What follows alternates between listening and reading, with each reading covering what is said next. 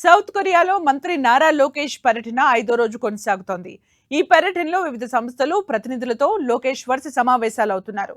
ఏపీలో పెట్టుబడులకు ఉన్న అవకాశాలను ప్రతినిధులకు వివరిస్తున్నారు.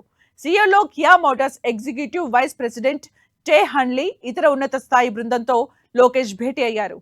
కియా మోటార్స్ ప్రత్యేకంగా డిజైన్ చేసిన పీబీవీ వాహనాలతో సహా ఇంటిగ్రేటెడ్ ఈవీ, హైబ్రిడ్ వాహనాల తయారీ కేంద్రాన్ని ఏర్పాటు చేసి ఏపీలో తమ కార్యకలాపాలను మరింత విస్తరించాలని కోరారు.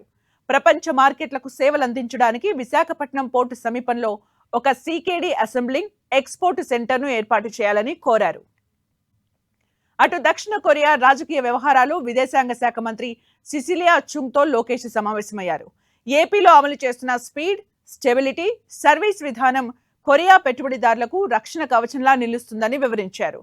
భారత్లో ఏపీ అత్యంత స్థిరమైన, నమ్మకమైన కేంద్రంగా చూసుకునేలా పరిశ్రమదారులను ప్రోత్సహించాలని కోరారు.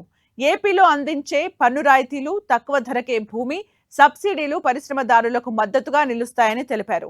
ఏపీలో కొరియన్ కల్చరల్ సెంటర్ ఏర్పాటు చేయాలి అని లోకేష్ కోరారు. ఇదే పర్యటనలో సునిక్ సిస్టమ్ కోల్ లిమిటెడ్ ప్రతినిధులతో లోకేష్ భేటీ అయ్యారు.